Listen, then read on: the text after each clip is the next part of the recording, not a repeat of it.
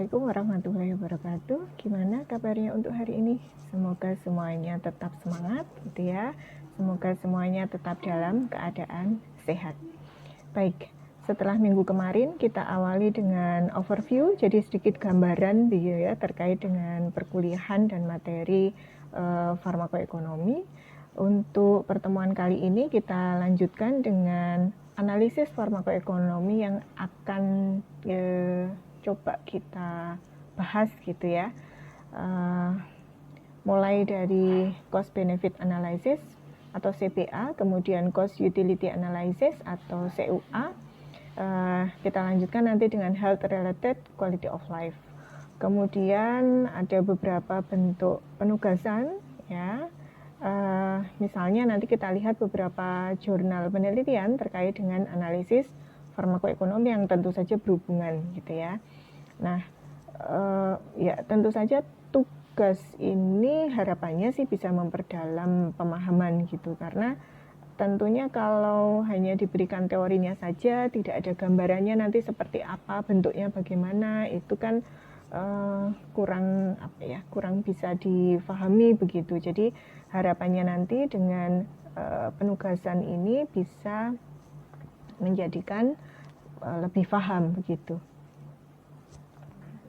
Oke, sebelum kita masuk ke materinya, kita lihat dulu ya. Ini kemarin sebenarnya sudah sempat dibahas juga gitu, bagaimana perbedaan antara 4 analisis biaya atau analisis farmakoekonomi yang biasa digunakan. Nah, untuk CPA atau analisis manfaat biaya ini komponennya tentu saja ada 2 gitu ya. Jadi ada manfaat dan ada biaya. Kemudian untuk yang bisa diukur gitu ya, ini lebih tinggi dibandingkan dengan yang CEA. Jadi limitasinya lebih besar begitu dibandingkan yang CEA.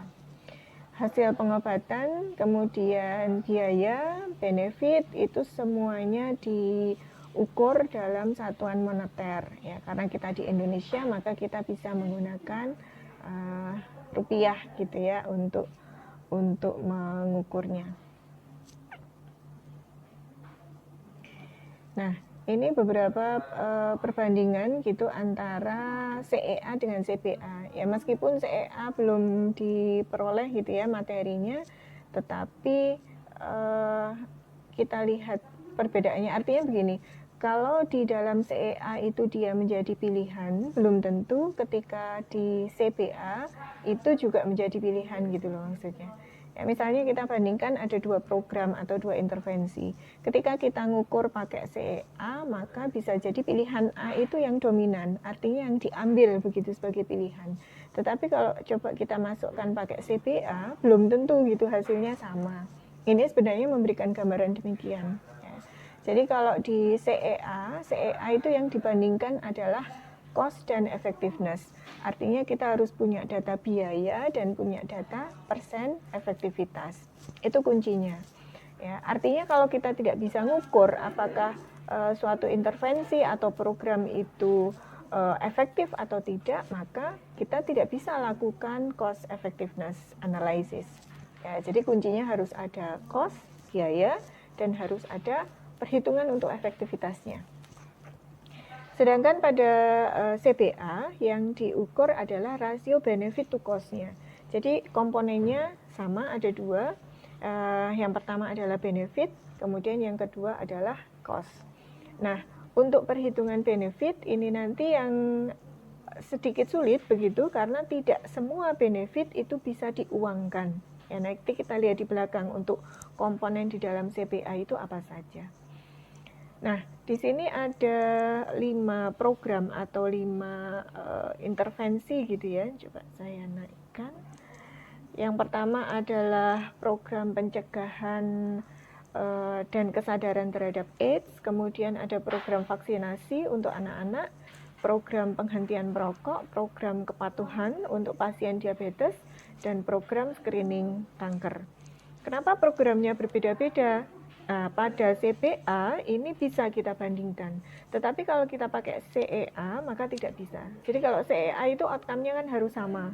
Jadi kalau mau tahu bagaimana rasio cost to effectiveness dari satu intervensi untuk antihipertensi misalnya, maka pembandingnya juga antihipertensi, gitu ya. Jadi tidak bisa dua intervensi yang outcome-nya berbeda. Nah, yang ada di sini harapannya ya dia sudah dibandingkan dengan yang lain begitu. Jadi masuklah di sini ini ya untuk program pencegahan dan kesadaran terhadap AIDS.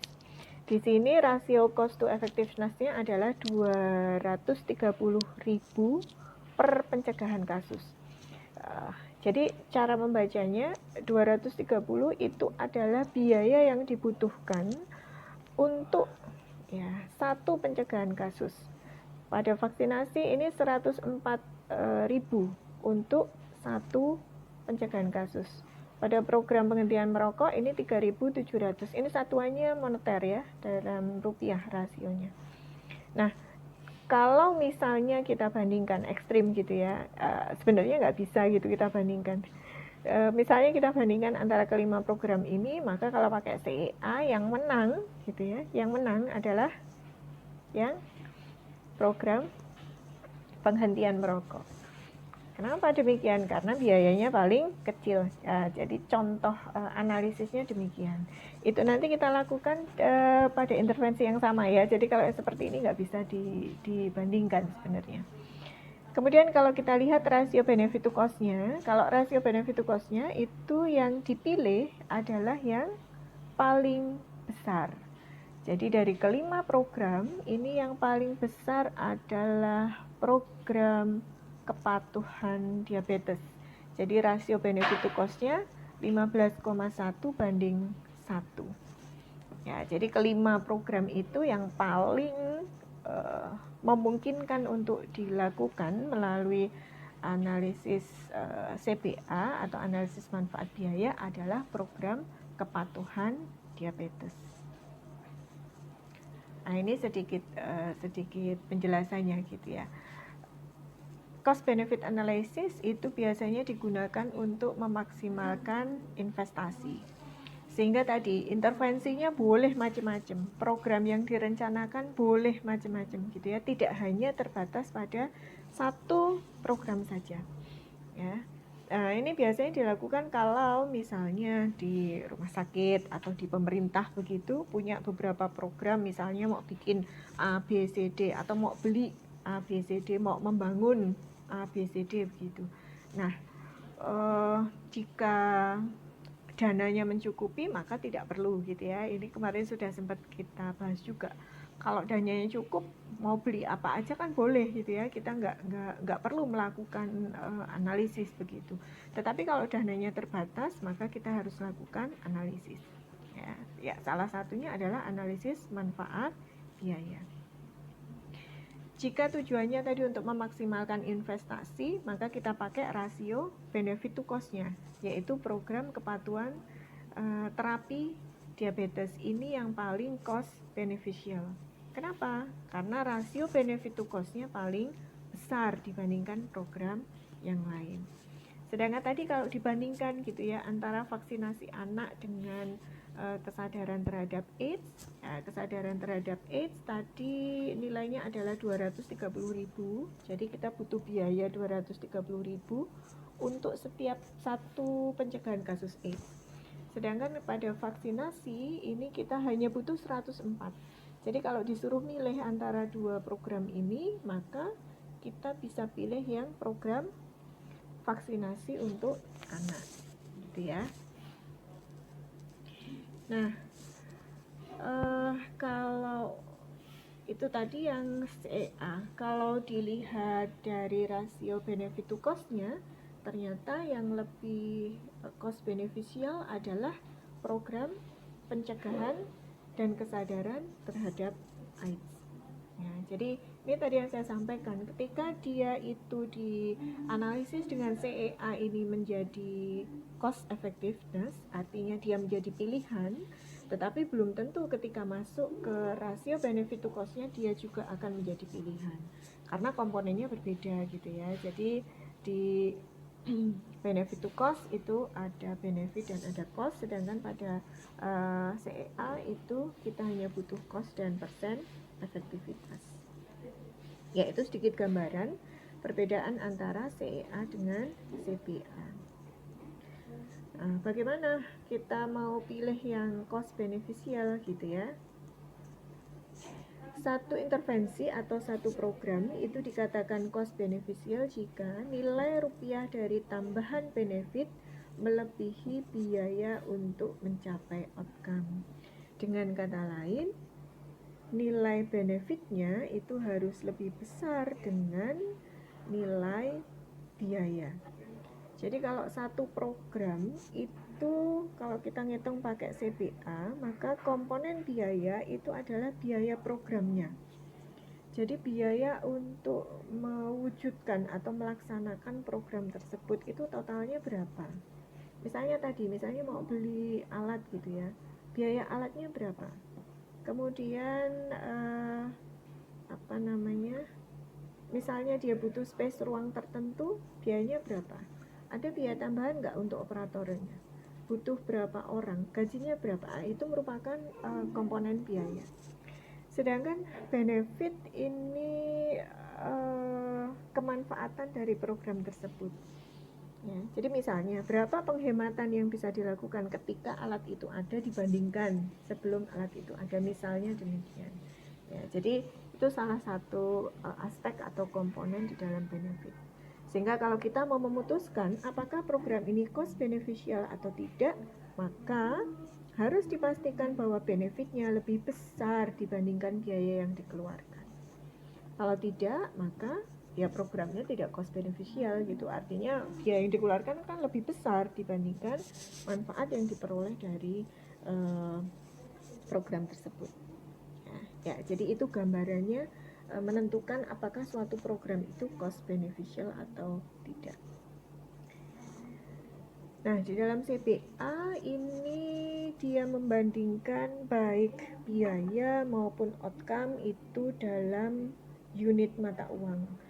Ya, nanti kita lihat bagaimana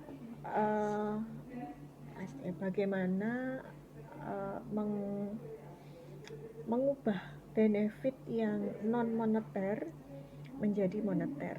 Ya, nanti seperti apa kita lihat di belakang.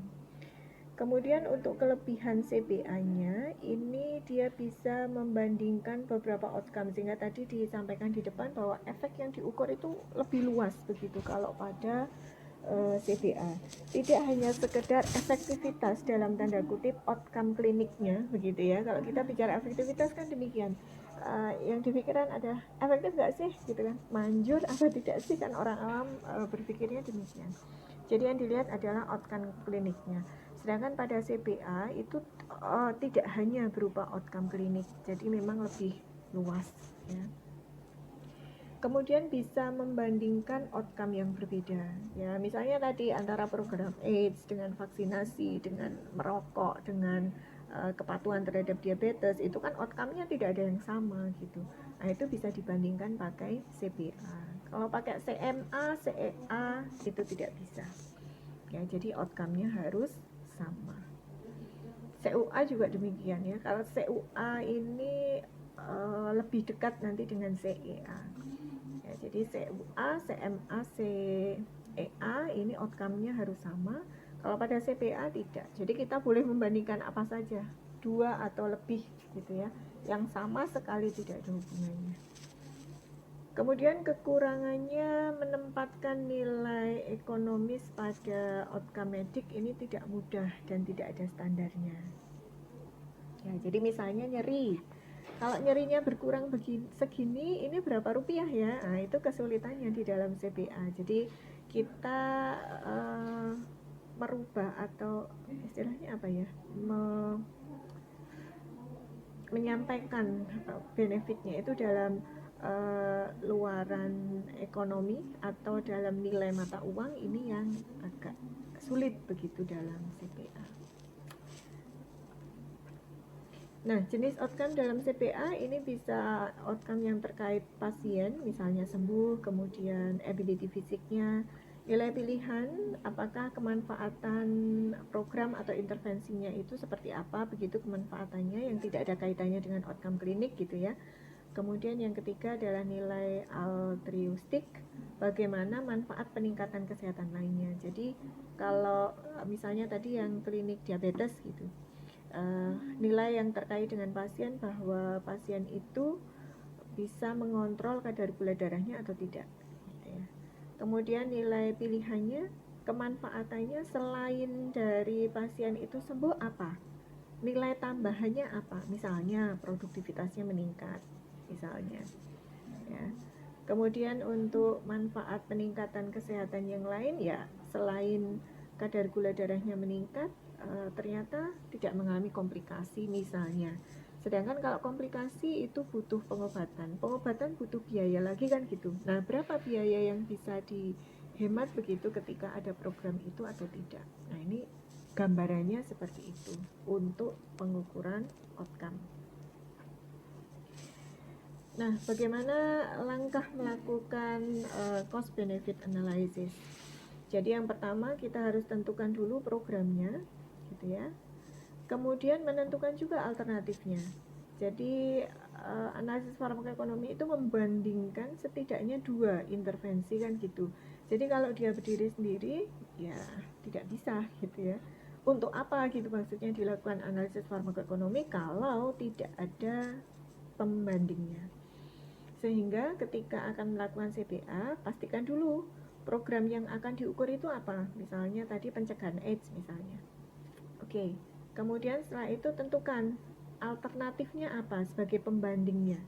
Misalnya kalau tidak ada program AIDS atau program yang lain gitu ya. Jadi alternatif itu bisa berupa tidak dilakukan apapun. Jadi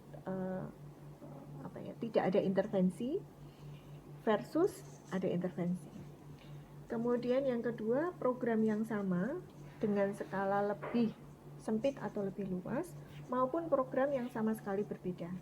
Jadi ya misalnya tadi program pencegahan AIDS dibandingkan dengan vaksinasi misalnya, atau dibandingkan dengan diabetes misalnya, atau yang merokok tadi misalnya. Ya, jadi alternatif atau program pembandingnya itu bisa program yang sama tapi skop atau ruang lingkupnya berbeda, atau sama sekali program yang berbeda. Kemudian yang ketiga adalah mengidentifikasi biaya dan benefit.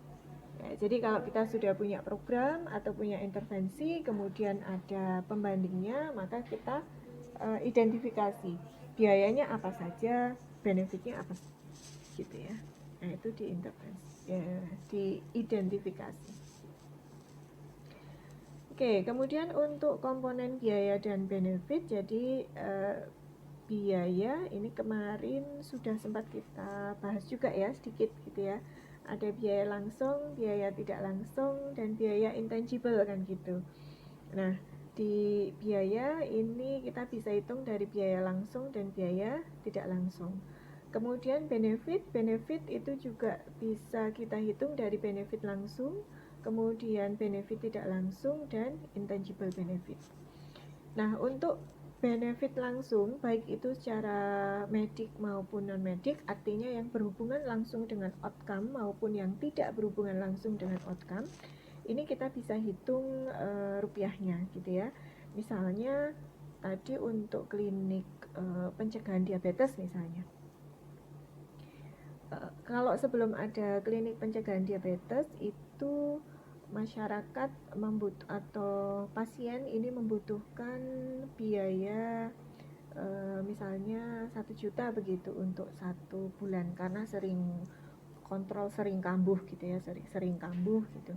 Nah, setelah adanya program untuk diabetik ini karena kadar gula darahnya menjadi terkontrol, maka jarang gitu masuk ke rumah sakit akibat perburukan kondisi. Nah, dari situ kita bisa hitung berapa biaya yang dihemat. Nah, itu merupakan benefitnya. Jadi sebelum ada klinik itu dia mengeluarkan 1 juta per bulan karena sering keluar masuk rumah sakit gitu ya. Kemudian setelah ada klinik ini ternyata hanya 500.000. Nah, jadi benefitnya berapa? Selisihnya ya, 500.000 itu biaya benefitnya, biaya yang bisa dihemat atau saving cost ya. Kemudian untuk benefit tidak langsung ini bisa kita hitung dari pendekatan produktivitas. Misalnya kita bisa pakai human capital atau willingness to pay ya. Nanti di belakang ada penjelasannya lebih lanjut. Jadi ketika seseorang itu tadi ya, untuk klinik diabetes aja deh, sering dia bolak-balik opnam masuk rumah sakit karena gula darahnya tidak terkontrol, maka secara produktivitas juga akan menjadi berkurang ya. Kalau dengan pendekatan human capital bisa dihitung tuh berapa kerugian yang diperoleh karena penyakitnya. Nah, ketika ada klinik untuk diabetikum, maka karena dia nggak sering lagi keluar masuk rumah sakit, tidak sering izin begitu dari pekerjaan, maka tingkat produktivitasnya juga akan meningkat. Nah, itu merupakan benefit tidak langsungnya ya. Sedangkan untuk intangible benefit ini misalnya pasien preference ya. Tadi misalnya nyeri, kemudian gelisah, depresi gitu ya. Kita gimana mau ngitung dalam bentuk rupiahnya gitu. Kita gunakan pendekatan menggunakan willingness to pay.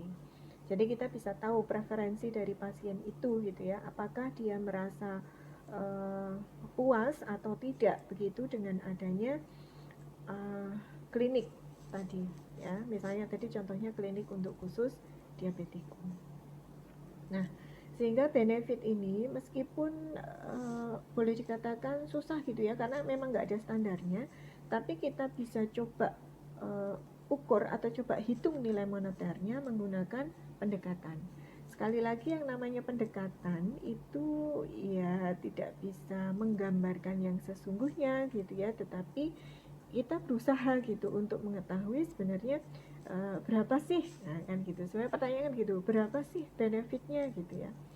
Kalau misalnya ya Anda dikasihkan bolpen gitu, ada 2 bolpen misalnya, yang satu merek A, yang satu merek B gitu ya. Kalau kita lihat biayanya berapa, yang ini misalnya satunya 10.000, yang itu satunya 5.000 rupiah gitu. Kalau mau dihitung benefitnya bisa nggak kita ngitung rupiahnya gitu. Tapi kalau ditanya manfaatnya apa sih, bedanya apa sih antara 2 pulpen itu, oh yang ini nggak sering macet nih, jadi kalau misalnya butuh nulis banyak ini bisa lebih cepat. Kalau yang pulpen satunya ini agak sering macet, nggak tahu nih apa karena udah kering apa gimana gitu misalnya. Nah itu kita bisa hitung nggak rupiahnya berapa tuh yang bisa cepat nulisnya, kemudian yang nulisnya berkurang, rupiahnya berapa itu. Kita nggak bisa menentukan dengan pasti, sehingga kita pakai pendekatan ya. Salah satunya kita bisa pakai pendekatan human capital, ini adalah terkait dengan produktivitas, gaji, kinerja. Sedangkan yang kedua adalah willingness to pay. Willingness to pay itu kemauan seseorang untuk membayar. Jadi korelasinya, kalau seseorang mau membayar lebih tinggi, maka dia bisa merasakan whole package-nya gitu ya. Tidak hanya dari karena ini biayanya murah, tentu tidak, pertimbangannya banyak. Saya merasa puas begitu dengan pelayanannya ya, saya merasa diperhatikan. Perhatian itu berapa rupiah, nah, ini kita bisa lihat dari nilai WTP-nya ya. Jadi sekali lagi namanya pendekatan itu ya sebagai gambaran gitu ya, untuk memperhitungkan dalam satuan moneter berapa sih sebenarnya benefit yang diperoleh. Nah, ini contohnya untuk klinik asma. Jadi suatu rumah sakit mau buka klinik asma ceritanya. Ada beberapa alternatif sebenarnya ya kalau kita mau lakukan CPA. Jadi yang pertama bisa dibandingkan antara ada klinik dengan tidak ada klinik. Jadi dulu sebelum ada klinik itu seperti apa sih pasien asma ini? Setelah ada klinik dengan berbagai macam programnya, ini bagaimana? Nah, kemudian yang kedua, alternatifnya ini masih sama-sama asma, tetapi yang satu skupnya lebih sempit ya, hanya pada IGD saja. Jadi asma yang IGD saja dengan asma yang lebih luas itu ini dibandingkan bagaimana CPA-nya. Kemudian yang ketiga, alternatif yang ketiga ini klinik asma kita bandingkan dengan klinik diabetes. Ya. Outcome-nya kan nggak sama, nggak masalah, outcome-nya tidak sama, tetapi itu nanti kan bisa diperhitungkan masing-masing, jadi tidak dicampur gitu ya. Klinik diabetes itu nanti berapa, klinik asma berapa, jadi itu tidak kita gabungkan karena nanti kita bandingkan. Nah ini contohnya. Kemudian komponennya, jadi untuk menghitung berapa biaya yang dibutuhkan, maka kita harus tahu kalau kita mau bikin klinik asma dengan skop tertentu, misalnya pelayanan apa saja yang akan ada di situ yang nantinya akan diberikan kepada pasien ya. Misalnya di situ ada farmasis ya, clinical pharmacist tentu saja. Kemudian pelayanannya apa saja yang akan diberikan oleh farmasis itu, misalnya ada edukasi terkait dengan pemicu asma, ada pemantauan untuk kepatuhan, kemudian ada informasi bagaimana menggunakan peak flow meters atau inhaler. Nah, ketika ada farmasis, ya tentu saja farmasis kan digaji ya, maka itu masuk ke biaya program, gaji farmasis berapa. Pelayanan yang diberikan akan dihitung gitu ya, nilainya berapa begitu ya. Untuk sekali konseling misalnya ditetapkan saja tarifnya berapa, yaitu masuk ke dalam komponen biaya ya. Kemudian tadi kalau misalnya alternatifnya tidak ada klinik asma ya sama gitu ya, kita hitung. Kalau nggak ada klinik asma berarti kan tidak perlu ada farmasis, berarti biaya untuk farmasis itu nggak ada, sehingga nanti biaya programnya ini akan berbeda antara klinik asma dengan tidak ada klinik asma. Kalau klinik asma tadi ada butuh farmasis, ada berapa farmasisnya? Taruhlah kita harus tahu dulu berapa target pasien yang akan dilayani, sehingga kebutuhan farmasis berapa. Kebutuhan ya biasanya ada nutrisionis gitu ya. Kalau kita pakai metode yang secara holistik gitu ya, metode yang secara keseluruhan begitu, maka kita harus tahu apa saja kebutuhan di pelayanan yang ada di klinik asma selain dari sisi farmasis. Misalnya ada nutrisionis, kemudian ada apa lagi untuk olahraganya, misalnya kita butuh instruktur gitu ya, misalnya untuk senam asma, gajinya berapa, yang dibutuhkan apa saja gitu, untuk biaya programnya, untuk mendirikan itu seperti apa ya.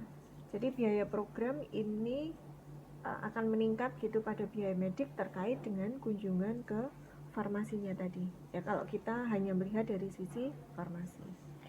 Kemudian setelah kita identifikasi biaya, kita ukur juga benefitnya ya, bisa benefit langsung, benefit tidak langsung, maupun intangible benefit ya. Misalnya di sini benefitnya hasil dari program ini dapat menurunkan biaya mediknya. Jadi yang tadinya sering kambuh gitu ya, sering periksa, dia butuh harus mengeluarkan biaya berapa, ketika ada klinik untuk asma ini bisa ditekan gitu, savingnya ada berapa, itu merupakan benefitnya. Kalau biayanya, biaya programnya. Kemudian bagaimana tadi mengukur indirect dan intangible benefit? Jadi ada dua pendekatan yang kita gunakan. Untuk indirect benefit kita bisa pakai human capital dan willingness to pay. Sedangkan untuk intangible benefit kita bisa pakai willingness to pay. Jadi human capital itu tidak bisa mengukur intangible benefit. Untuk pendekatan human capital ini adalah pendekatan untuk mengukur produktivitas. Jadi pendekatan yang digunakan adalah pendekatan pendapatan yang hilang karena penyakitnya. Jadi pendekatan human capital itu mengukur kehilangan gaji dan produktivitas karena penyakitnya. ketidakmampuan atau kematian yang disebabkan oleh penyakit tersebut. Asumsinya nilai health benefit ini sebanding dengan produktivitas ekonomik yang diperoleh.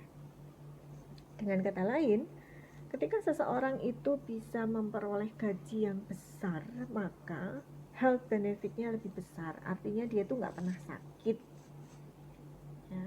Meskipun kalau kita kerjakan perhitungannya tidak demikian ya. Jadi kalau kita tidak masuk berarti potong gaji ini pengertiannya demikian. Jadi kalau kita tidak masuk karena penyakit, maka kita akan kehilangan produktivitas. Kalau kehilangan produktivitas, maka korelasinya di mana? Gajinya yang akan dipotong. Itu konsep di dalam pendekatan human capital.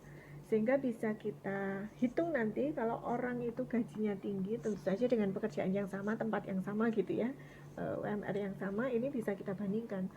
Dia sebulan nih dapat 5 juta, yang itu dapatnya cuma 3 juta, ya berarti yang itu sering nggak masuk tuh, ya gitu kan. Nggak masuknya kenapa? Sering sakit, misalnya demikian. Jadi yang dimaksud dengan pendekatan human capital adalah pengukuran produktivitas berdasarkan gaji. Komponen dasarnya tentu saja rata-rata gaji dan waktu yang hilang karena sakit. Untuk waktu yang hilang karena penyebab yang lain tidak kita perhitungkan di dalam pendekatan human capital. Jadi dia nggak masuk seminggu, nggak masuk 2 minggu. Kenapa? Tetangganya mantul misalnya, nggak bisa kita hitung di situ. Jadi kita hitung yang berkaitan dengan penyakitnya saja. Rata-rata gaji ini bisa kita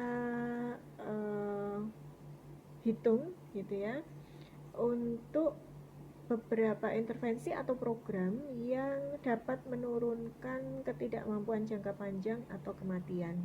Jadi biasanya pada beberapa penyakit kronis ya, atau ya misalnya stroke gitulah. Orang yang terkena serangan stroke itu kan produktivitasnya pasti akan berturun gitu. Misalnya demikian.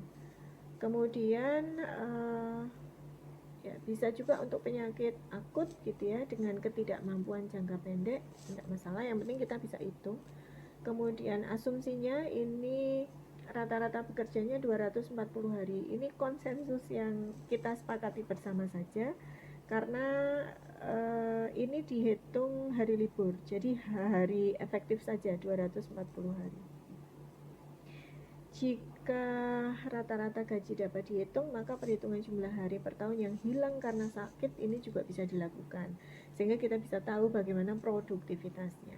Apakah program ini indirect benefitnya itu besar atau tidak, kita bisa hitung dari produktivitasnya. Ya, contohnya misalnya di sini rata-rata gaji per hari ini 120.000. Kemudian jumlah tidak bekerja per tahunnya ini 20, sehingga produktivitas yang hilang adalah 2.400.000 per tahun. Ini harusnya di bawahnya ada ya. Jadi di bawahnya coba nanti saya indikan lagi. Di bawahnya ini ada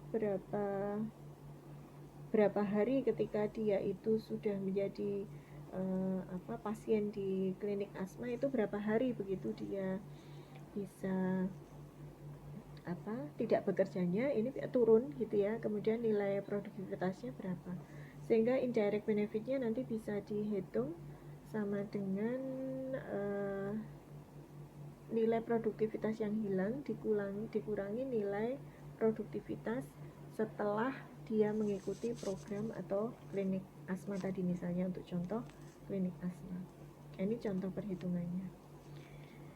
Kelebihan dan kekurangan untuk pendekatan human capital ini, yang pertama mudah dilakukan karena perkiraan pendapatan bisa kita peroleh dari mana saja ya, karena ini konsepnya adalah pendekatan ya, jadi boleh perkiraan, artinya nggak harus sama persis berapa sih sebenarnya gaji yang diperoleh gitu, tetapi kita bisa lihat misalnya dari nilai UMR, UMK gitu ya, atau bisa tanya dengan instansi yang sejenis misalnya. Nah ini bisa kita hitung informasi, bisa kita dapatkan informasinya, tetapi ada kemungkinan bias pada kelompok tertentu karena tidak selamanya health benefit itu sebanding dengan produktivitas ekonomi. Misalnya untuk yang ekstrim pada beberapa pekerjaan, misalnya pemain bola gitu ya. Berapa sih gaji pemain bola? Katakanlah 2M per tahun misalnya. Apakah dengan gaji 2M per tahun itu health benefitnya akan lebih besar dengan kita yang gajinya misalnya 100 juta per tahun? Nah, itu belum tentu, sehingga bisa dikatakan bias pada kelompok tertentu karena ya itu tadi tidak menggambarkan nilai benefit yang sesungguhnya. Jadi produktivitas ekonominya tidak menggambarkan nilai benefit yang sesungguhnya. Ya ini memang tidak sama sih. Maksudnya tidak bisa kita tentukan gitu ya. Kemudian pendapatan seseorang mungkin tidak sebanding dengan outcome-nya gitu ya. Jadi sama tadi, pendapatan yang besar itu apakah pasti outcome kliniknya itu juga lebih bagus dibandingkan yang pendapatannya lebih kecil. Kemudian tidak memasukkan nilai nyeri dan sakit ya, yang dapat mempengaruhi produktivitasnya. Sehingga dikatakan tadi di depan bahwa pendekatan human capital hanya bisa digunakan untuk menghitung indirect benefit, tidak bisa menghitung intangible benefit. Maksudnya begini, kalau seseorang tidak bekerja karena sakitnya itu kan jelas ya, dia tidak produktif. Tapi ketika dia sudah kembali bekerja, meskipun masih sedikit lemas, sedikit pusing gitu ya, apakah produktivitasnya itu sama ketika dia dalam kondisi sehat? Ya, tentu kan tidak. Nah ini di dalam pendekatan human capital kita nggak bisa ngukur produktivitas sebenarnya dengan preferensinya. Jadi masih ada rasa nyeri, rasa tidak nyaman, itu kita nggak bisa hitung di situ. Sehingga nilai intangible benefitnya nggak bisa dihitung pakai human capital. Ya, nanti kita hitung pakai willingness to pay. Oke. Kemudian yang kedua adalah pendekatan willingness to pay. Jadi pendekatan willingness to pay atau willingness to pay itu kan kemauan untuk membayar ya. Ini dapat menilai baik itu aspek indirect maupun intangible benefit dari suatu penyakit atau keadaan. Menentukan berapa banyak orang yang bersedia membayar untuk menurunkan outcome kesehatan yang tidak dikehendaki. Didasarkan pada teori ekonomi dikombinasikan dengan pasien preference dan intangible benefit. Jadi willingness to pay itu menggambarkan kemauan seseorang membayar. Secara teoritis, ketika seseorang itu mau membayar dengan harga, dengan nilai yang lebih tinggi, itu kan berarti dia merasakan kepuasan, kenyamanan, kemudian dia merasakan ada perbedaan gitu ya antara program ini dengan program yang lain yang menjadi nilai lebih ya misalnya lah sama-sama aja beli sepatu gitu ya, mereknya sama. Ketika ditanya nih, mau bayar berapa untuk sepatu ini, saya mau bayar 50.000 aja deh misalnya. Kenapa? Ya karena mungkin ketika dicoba dia merasa nggak nyaman, nggak enak gitu rasanya, lebih enak pakai merek yang lain. Tapi orang lain akan berpendapat lain juga, sehingga ini disebut sebagai preference passion ya.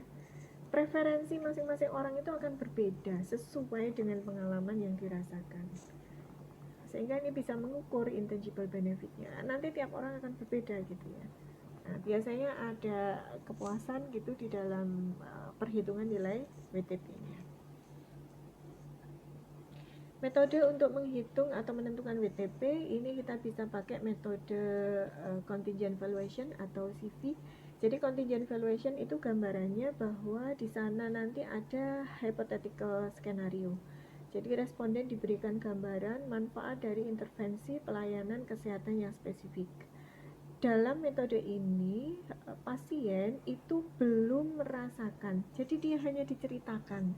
Misalnya tadi mau untuk klinik asma tadi ya, ibu nanti kalau jadi pasien di klinik asma pelayanannya ini A, B, C, D gitu ya.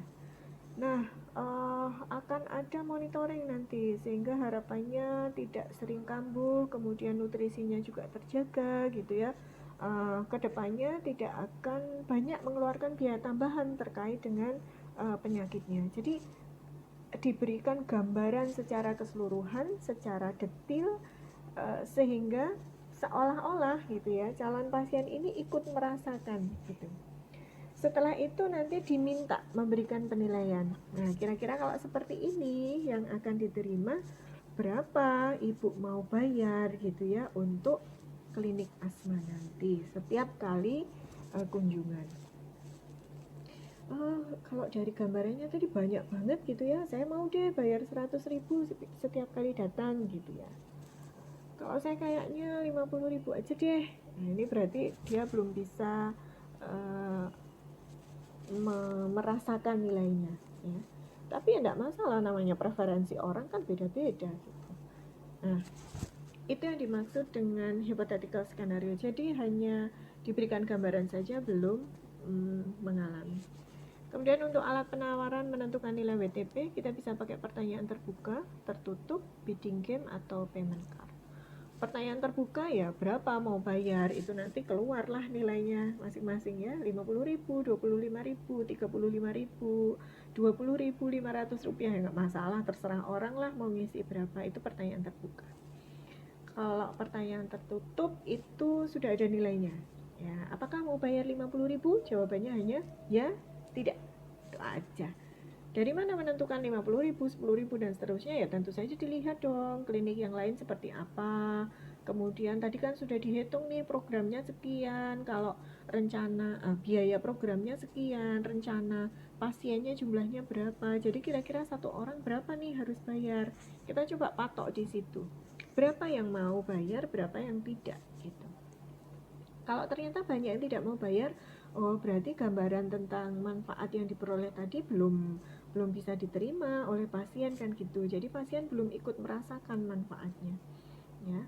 Jadi pertanyaan tertutup sudah ada nilainya, apakah mau bayar 50.000, apakah mau bayar 20.000 dan seterusnya. Kalau bidding game itu tawar menawar gitu, biasanya dimulai dari nilai yang paling tinggi dulu. Mau 100.000 enggak, 70.000 enggak, 60.000 enggak, dan seterusnya sampai bersedia iya.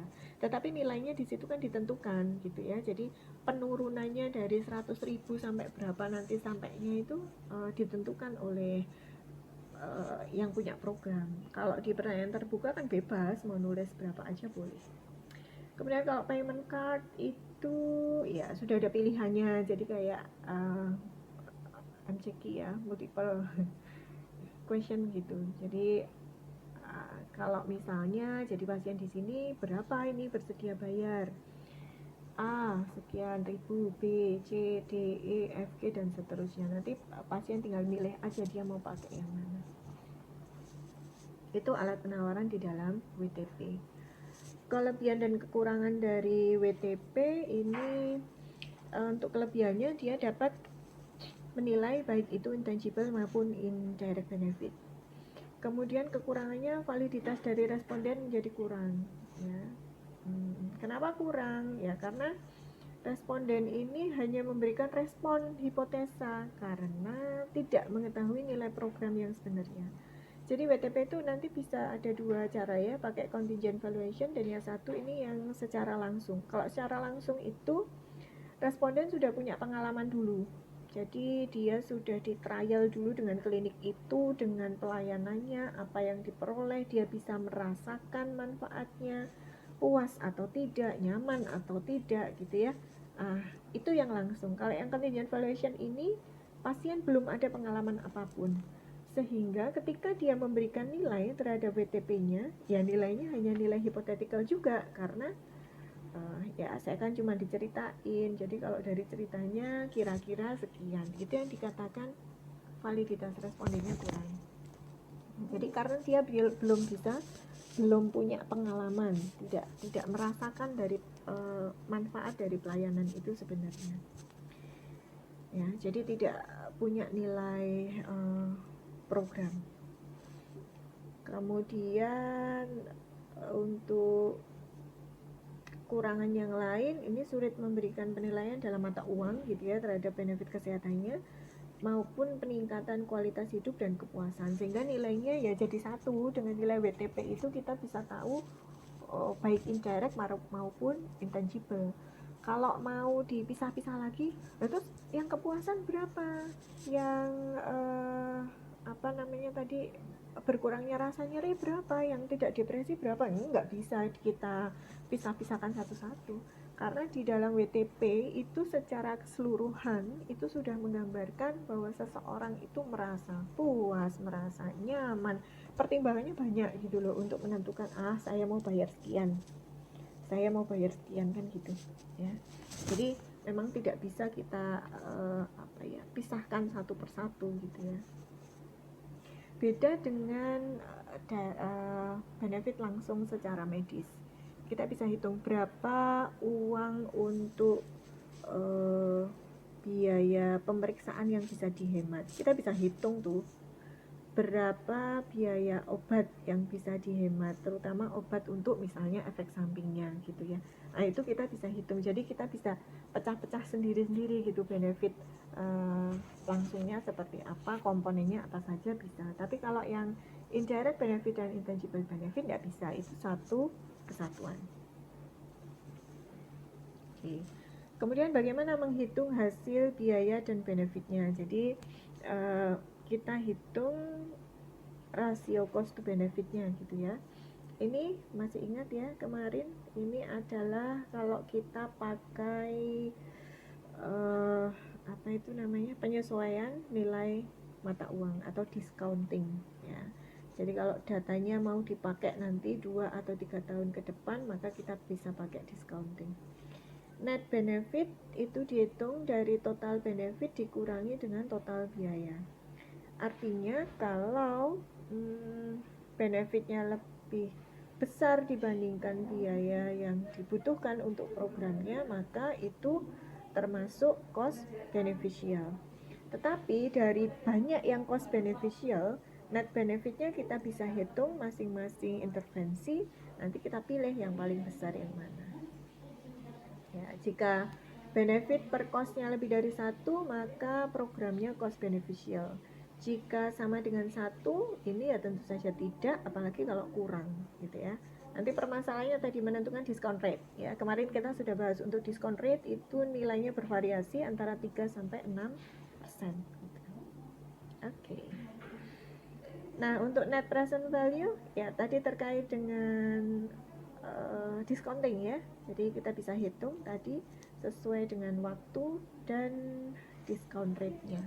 Jadi kalau kita pengen tahu berapa sebenarnya benefit yang diperoleh, maka kita bisa perhitungkan sesuai dengan discount rate-nya berdasarkan ya berapa tahun gitu nanti akan dipakai. Jika net benefit lebih dari 0 ya, maka program atau intervensi bisa diimplementasikan. Jika yang lebih dari 0 itu banyak, maka dipilih yang paling besar. Itu berarti benefitnya jauh lebih besar dibandingkan biayanya. Baik, nah sampai di sini ini sedikit contoh gitu ya terkait penggunaan dari CPA. Misalnya, jadi di sini ada imunisasi untuk anak-anak, program imunisasi untuk anak-anak. Benefit moneternya total adalah 1,2 juta dolar setiap tahun. Kemudian biaya yang dibutuhkan untuk program, jadi biaya vaksin, biaya pemberiannya, biaya tenaga medisnya, biaya promosinya mungkin gitu ya, biaya kunjungan dan sebagainya adalah 600.000 dolar per tahun. Sehingga rasio benefit to cost-nya ini kita bisa hitung 1,2 juta dibagi dengan 600.000. Jadi rasio benefit to cost-nya adalah 2:1. Keterangannya di sini bahwa benefit di dalam cost benefit analysis ini berdasarkan pada penghematan yang dihasilkan ketika seseorang itu diimunisasi atau tidak gitu. sehingga ya dengan berkurangnya penyakit yang muncul ketika dia diimunisasi, maka bisa dihitung direct medical cost dan lost work time cost-nya yang berhubungan dengan ini. Ya, jadi kalau anak-anak sakit itu orang tua kan menunggu. Orang tua menunggu itu ini yang dihitung lost work time cost. Jadi orang tua akan kehilangan gitu kan kerjanya. Kalau anaknya ya enggak, anaknya enggak dapat gaji gitu ya, tapi orang tua yang menunggui akan kehilangan produktivitasnya. Tetapi ketika anak itu mendapatkan imunisasi, ternyata dia tidak gampang sakit, tidak sering sakit, maka lost work time cost-nya juga akan turun gitu dari orang tua ya. Nah, dari hasil tersebut ya, kita bisa simpulkan bahwa setiap $1 yang berhasil simpan, yang berhasil dihemat begitu untuk program imunisasi, ini bisa menghemat $2 biaya medis dan biaya lost work time cost dari orang tuanya ya. Jadi setiap $1 yang di benefitnya itu kan 2, costnya 1. Jadi setiap $1 untuk melaksanakan program itu bisa menghemat 2 benefit yang diperoleh tadi, yaitu direct medical cost-nya ya, dan lost work time cost-nya. Oke. Jadi itu cara membaca kesimpulan pada CPA. Ya, sampai di sini untuk penjelasan dari cost benefit analysis. Nanti kita lanjutkan untuk minggu depan, insya Allah ya, kita lanjutkan dengan contoh aplikasi untuk beberapa penelitian yang menggunakan CPA. Oke, sampai di sini dulu penjelasan dari saya. Semoga bisa diterima dengan baik ya. Kalau misalnya nanti masih ada yang kurang jelas, bisa ditanyakan melalui forum diskusi. Demikian, selamat belajar, tetap semangat, tetap jaga kesehatan. Assalamualaikum warahmatullahi wabarakatuh.